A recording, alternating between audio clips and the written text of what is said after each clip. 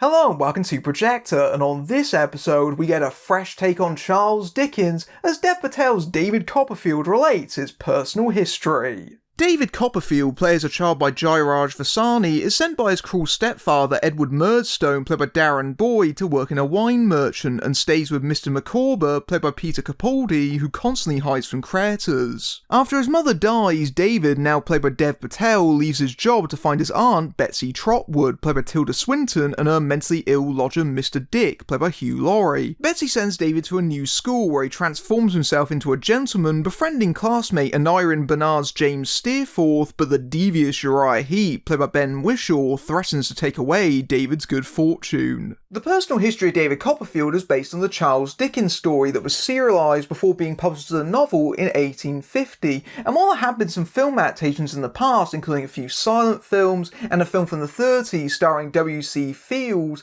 this is more commonly adapted for television. In fact, this is the first film adaptation of David Copperfield in 50 years, and even the most recent version before this was technically a TV movie that was released in cinemas internationally.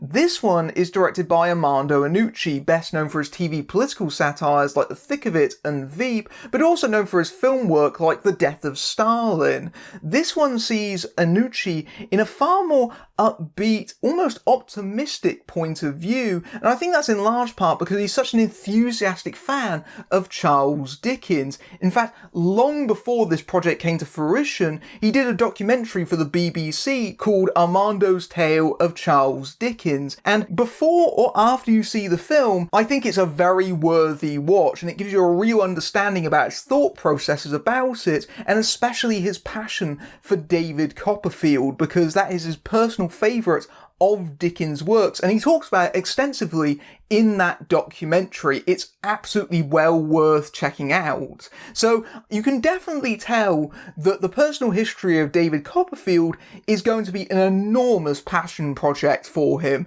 and it very much shows on screen. David Copperfield was Charles Dickens' favourite out of all the books that he had written, and as such, it feels like the one that's most openly personal, not just because it tackles issues that would recur all throughout his body of work, including social inequality, workers' rights, and poverty, but also on some level it was autobiographical. Many critics have noted some of the similarities between Copperfield and Dickens, and not just because both men end up as writers, but also because Copperfield as a boy is sent to work in a wine factory.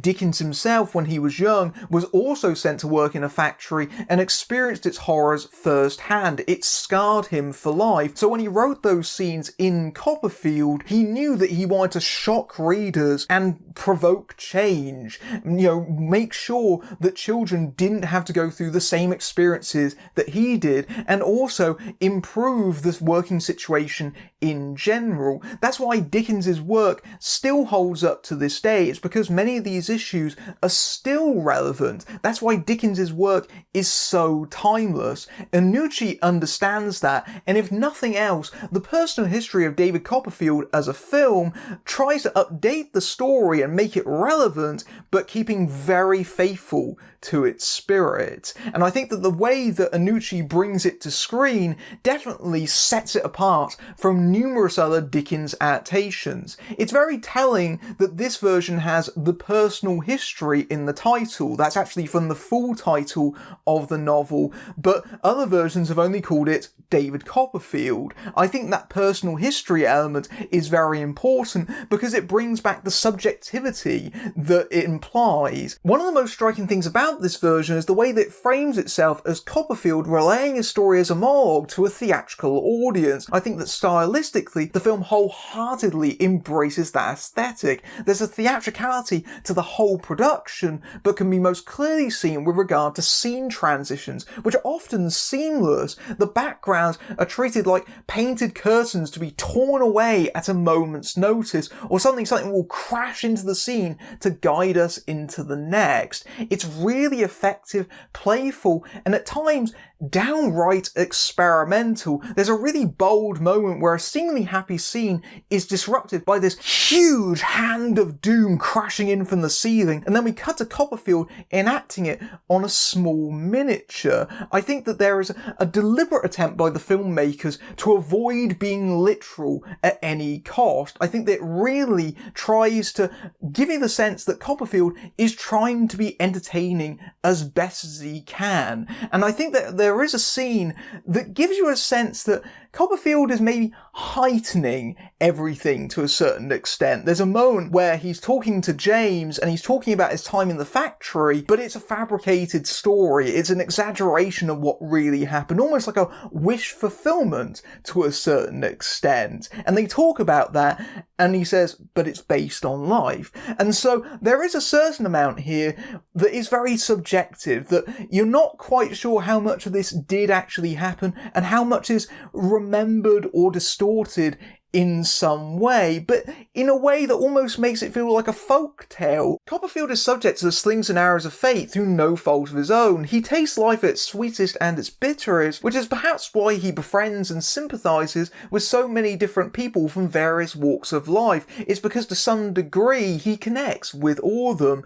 but it's only when he takes his identity as a writer does he truly take command of his own life. Not only does it find a way of reframing and contextualizing what has already happened to him, but also enables him a way of flourishing his imagination and taking charge of his circumstances and his future. Ultimately, David Copperfield is a story about one man discovering his identity. Everything feels larger than life. All the characters have their tics and personalities drawn close to caricature. It feels like something remembered, and the film even draws attention to this, the way that as a boy, Copperfield visits locales that seem spacious and bright, and then when he revisits them as an adult, suddenly they seem cramped and bleak. And that's Iannucci in the film trying to replicate how Dickens's writing style changes over the course of the story. When Dickens writes Copperfield as a boy in the book, it's fairly simplistic language,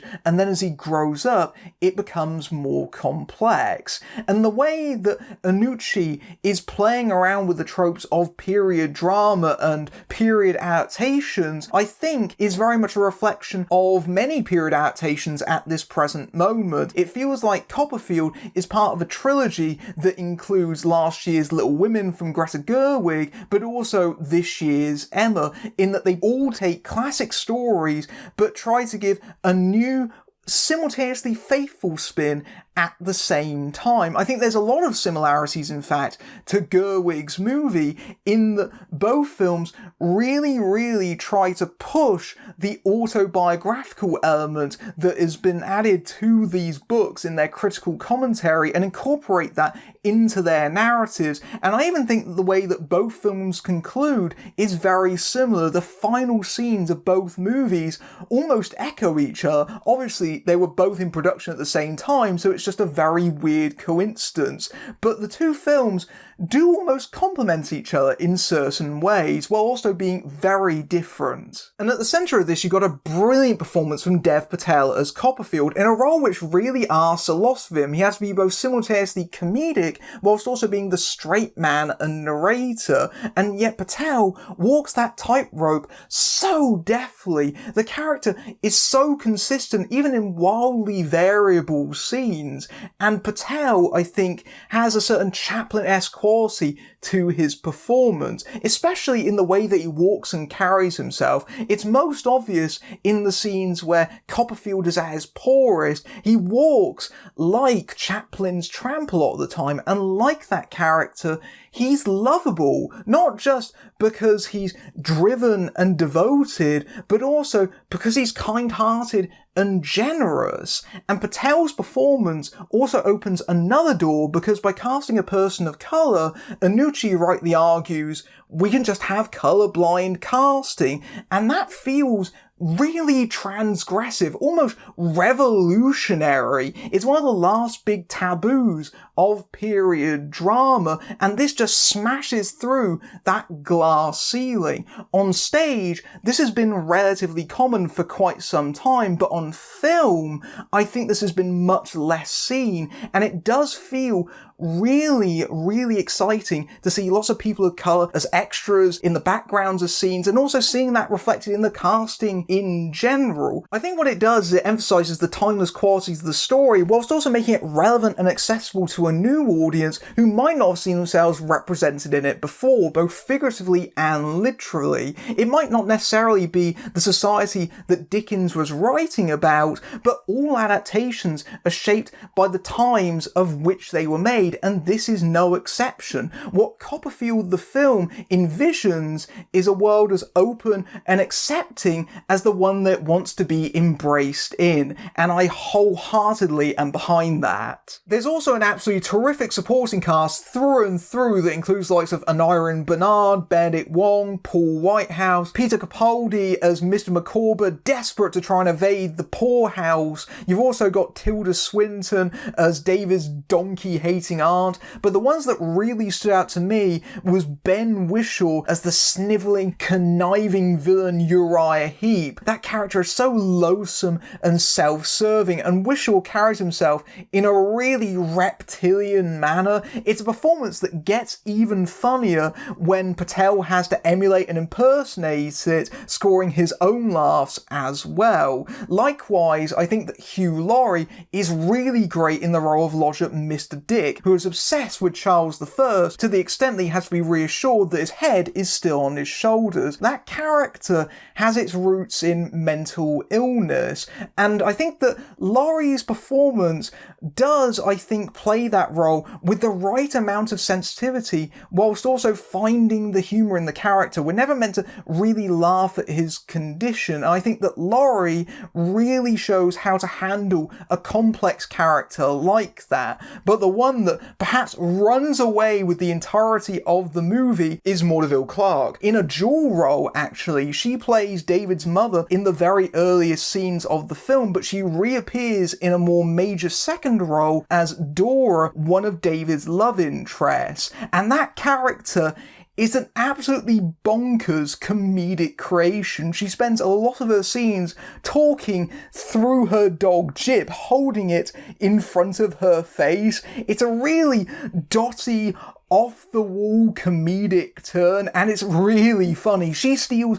entire scenes in this film, and it's really wild. It's a really great performance. I think that Clark is definitely someone to watch. While there's a lot of positives to this film, it's definitely not perfect. I do know that some fans of the book might find themselves disappointed by the relatively upbeat comedic tone. I do think that some of the bleaker, more darker material of the book has been left behind. More seriously, in my opinion, I think it tries to cram in far too much. There's a reason why Copperfield has been more commonly adapted to television. It's because Dickens' serialised storytelling lends itself much more to the episodic nature of television than it does the time constraints of film. To his credit, I do think that Iannucci does the best he possibly can at condensing it down and getting all that he possibly can into the movie, but it comes at the cost of a film that constantly feels rushed. It feels like it's throwing things at you to the extent that you become exhausted at having to keep track of all the different storylines and the characters that drop in and out of the narrative.